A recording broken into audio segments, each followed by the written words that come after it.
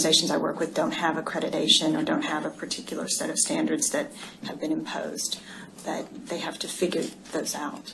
So the other places that I would look would be the guidelines that have been given through a governmental entity, the publications that are available for those types of organizations, what similar organizations are doing, if it's been found, for example, the Department of Education has published a study perhaps on peer-to-peer, student-to-student abuse, and they have recommendations. So any of those would be reference points for the particular type of organization. Can I just understand something? Your CV includes a list of the organisations which you refer to as specific client organisations. Yes. Now, just taking the religious organisations, I haven't counted them up. There's a lot of them. There's a lot. I've worked a great deal with religious organizations. Are you telling us that you've gone in and done separate work with each of these separate religious organisations? Yes. True. How many are there? Well, one of the reasons that there's so many is that in the United States, when the Catholic Church developed programs for dioceses under the Charter for the Protection of Children and Young People, the Conference of Major Superiors of Men also developed a program, and I oversaw the implementation of that program, and during that time worked with many individual religious orders and congregations of men.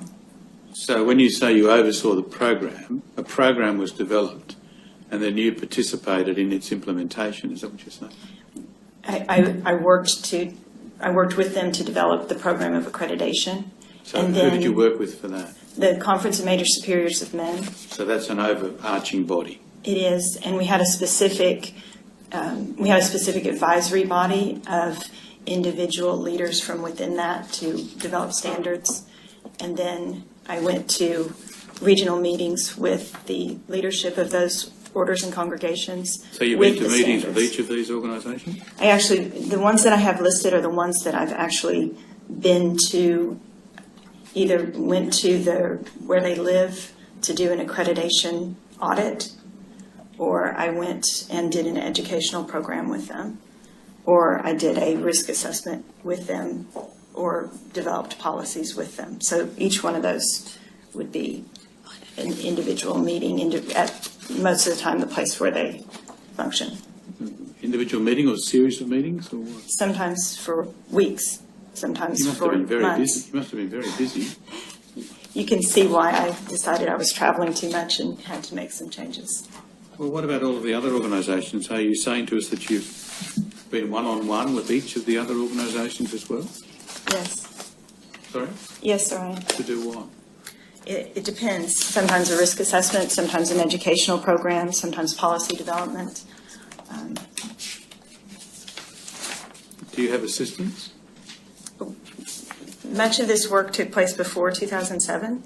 I still do a great deal of work now. I had a team when I was working with Presidium. You had a team of people working with you? Yes. So when was that? That was up until? Up until 2007.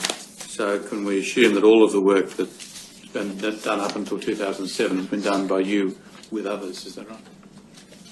Up until 2007? Yeah. Yes. And that, when I look at these organisations, seems to be all of it, is that right? Up to 2007? No. Which ones are after 2007?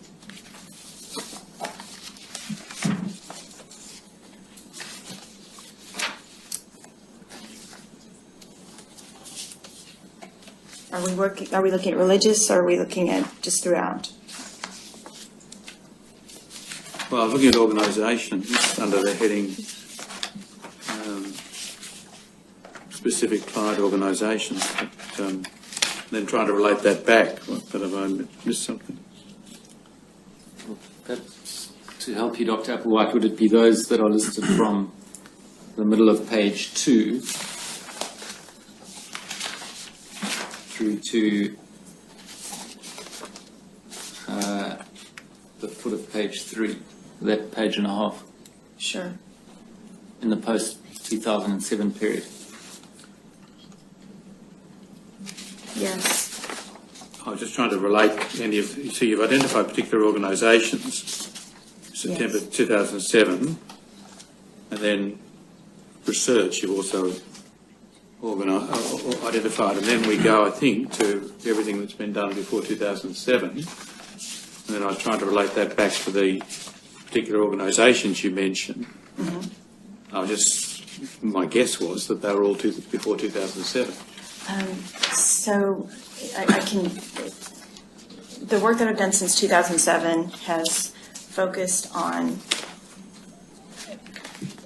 independent schools, private schools. So they would be, if you look under schools,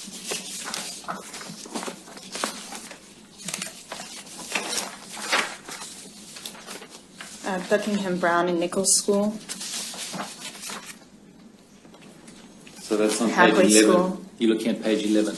Yes. Yes. Hackley School, Marlborough School for Girls, Milton Hershey School. So the schools might be after 2007. Yes.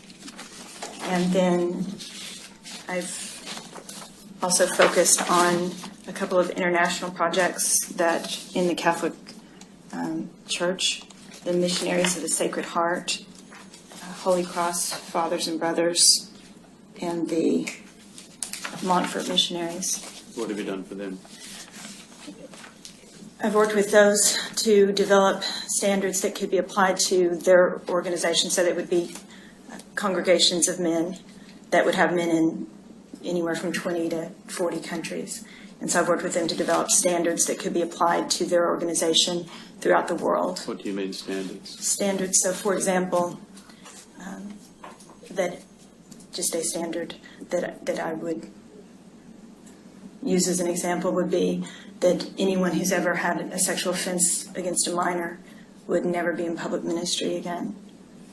And that would be a standard that I would work with them to educate people about, to try to make sure that each part of the world where they're working would uphold that standard.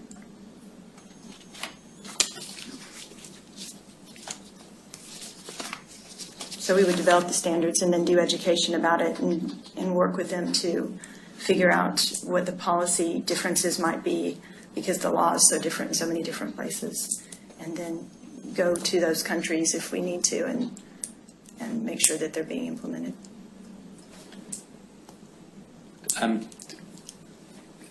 Dr. Applewhite, if you go back to page 2 of your CV, you had identified the Milton Hershey School, that's the second, as it were, sub-bullet point, Yes. as being work that you did, which included the identification of their standard of care and advising on best practice. Do you recall when was that, Milton Hershey School?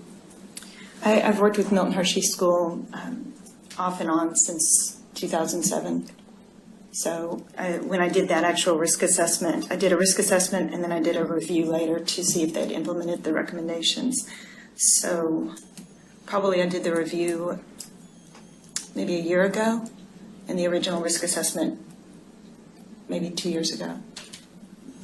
All right, and then It could have been a little longer, but about that.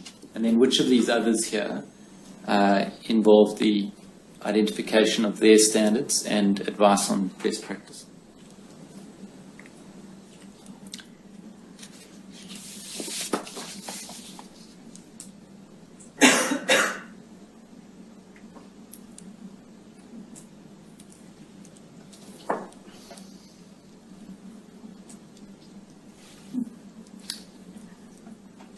I don't see any more that specifically had that as the function of the work. Conducting a risk assessment is one of those types of tasks that takes quite a bit of time, and so it's something that if I'm asked to do that, I often refer back to my former company and say, maybe you need a team to do that.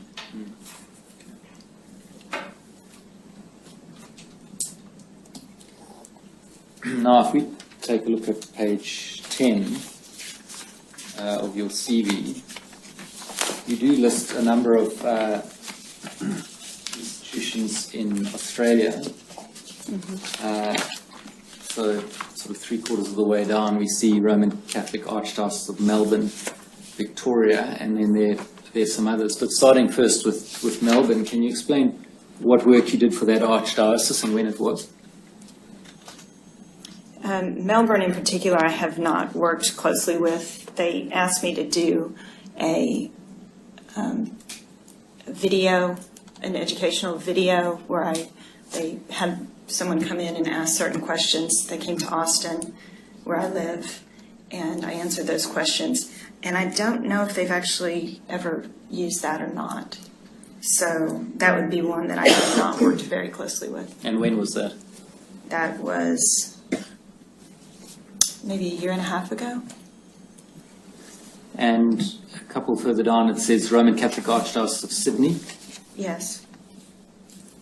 I've done work with the Catholic Education Office in Sydney. Yes, well, you list that separately on the bottom of the next page, so perhaps we can deal with the Catholic Education Office separately, but insofar specifically as the Archdiocese of Sydney is concerned, what work did you do with them and when?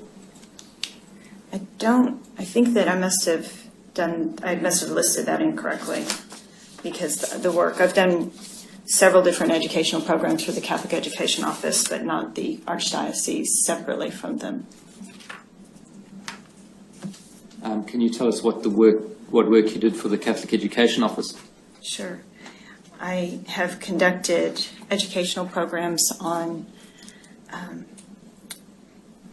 general prevention, awareness of the dynamics of relationship-based abuse, types of people who offend, who sexually abuse in faith-based organizations, and warning signs that we would see in faith-based organizations and how to act on those warning signs in terms of prevention. I've also done a program on pastoral response to people who come forward. And by done a program, do you mean you came here and ran a program with people from that institution? I've actually conducted programs for them in two separate ways, and that would actually be other Catholic dioceses from throughout New South Wales were invited to come to or plug into video conference training that I conducted, and then I also came here and conducted programs. All right, and the programs you came here and conducted? Yes. When were those? I think that the last one I did was 3 years ago. Is this with teachers or priests or?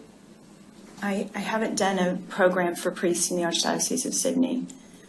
Some priests may have come, but it would have been for principals and leadership within Catholic education. So lay people?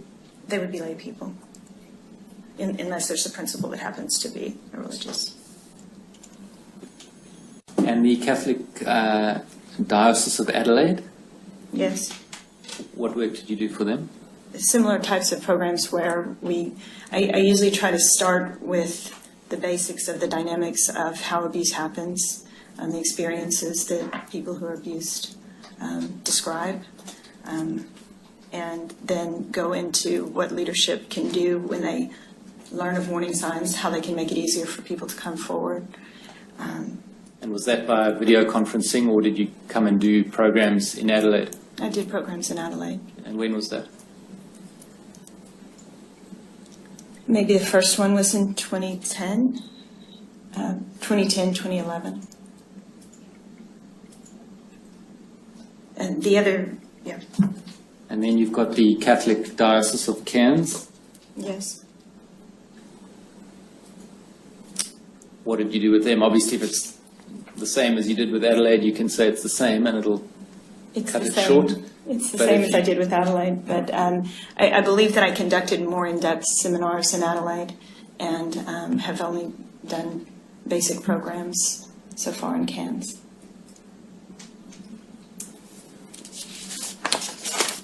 And over the page, about 8 or 10 dot points down, we have the Roman Catholic Diocese of Toowoomba in Yes. Queensland.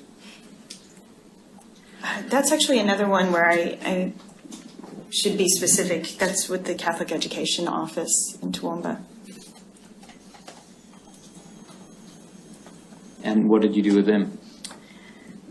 I did a seminar, a full-day seminar that they videotaped, where we went from the basics all the way through to what leadership can do to prevent in the future, as well as what ordinary people who are receiving services in the organization, which in this case would be the parents and students, need to know. And they use those videotapes to also conduct educational programs for new staff that are coming in now. And I missed one on the previous page, Roman Catholic Archdiocese of Brisbane. You've done a couple of educational programs for that archdiocese, have you not? I have. I went there on this trip, and I also had been there previously 2 years ago.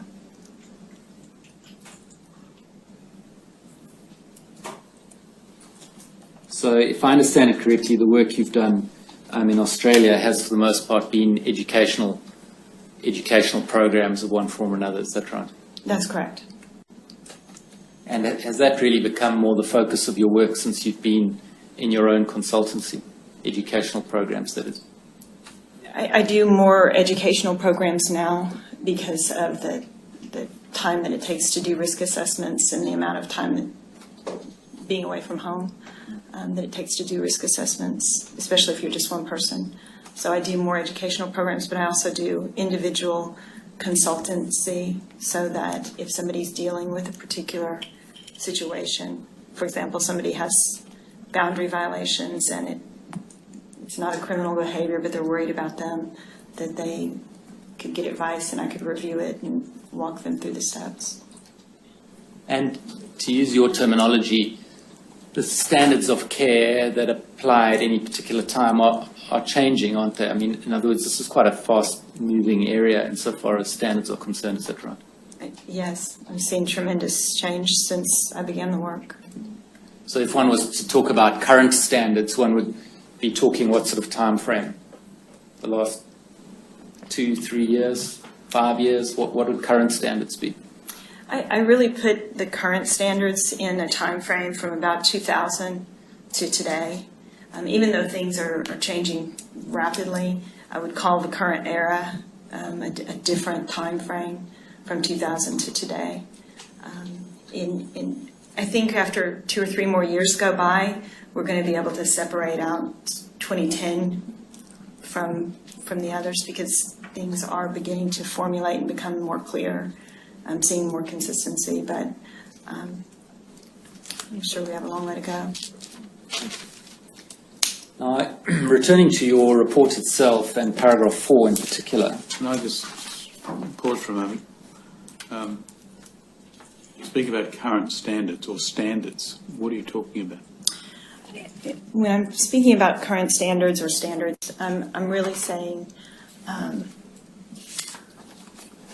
given everything that we know today, what are the reasonable expectations for an organization today? And in a sense, if they're not holding up to those standards that we could expect from everybody, given everything that we know now, what would be falling short of expectations, reasonable expectations by society? But in relation to what? In relation to how they prevent abuse, particularly in sexual abuse, how they prevent sexual abuse, how they respond to warning signs, how they respond if somebody actually discloses abuse, how do they fix things afterwards, how do they follow up. So, I mean, the prevention piece of it in itself is where I'm focusing attention now in my educational programs because I feel like we're past the point of just responding properly, that we really should be using what we know to prevent it from happening in the first place. So that's what I mean. Well, just to develop that a little bit further, insofar then as current standards or current expectations of standards are concerned, let's deal perhaps slightly more narrowly with the question of raising and responding Yes. to child sexual abuse allegations or complaints or concerns within an organisation. Would one of those standards or requirements be what I might describe as child-centred? Did it be child-centered? Yes. Or I would probably make it a bit more broadly that the individual, because a lot of people who come forward, at least in a faith-based organization, come forward later. And so I would hope that even if they weren't a child anymore, that we could have a victim or survivor-centered response. Yes, I take that point, thank you. And in other words, would that be that the best interests of the child or adult survivor is foremost in the way in which we respond? Yes. Does that mean that the process should be one which is designed to ensure that the child or adult survivor feels able to come forward and comfortable in reporting what's happened? Absolutely. Is that a critical thing to an effective response from an institution? Not in my opinion. Sorry? You're saying, is it critical? Oh, you're saying, is it important? Yeah. Oh, absolutely.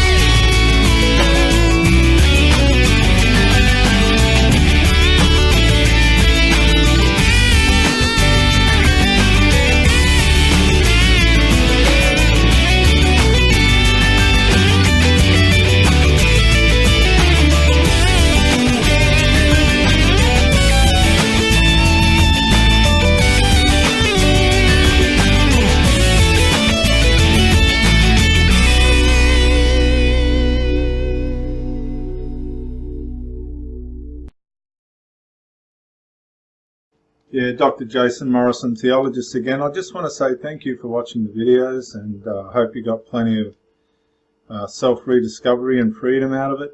If you watched it on YouTube, please share or like, maybe even comment. If you watched it on Facebook, like, comment, share. But most of all, get out and live. This isn't a rehearsal. You've got a one-off life. Don't let your loyalty and your faithfulness blind you to the life that you should be experiencing. Till the next video, thank you for watching, and bye for now.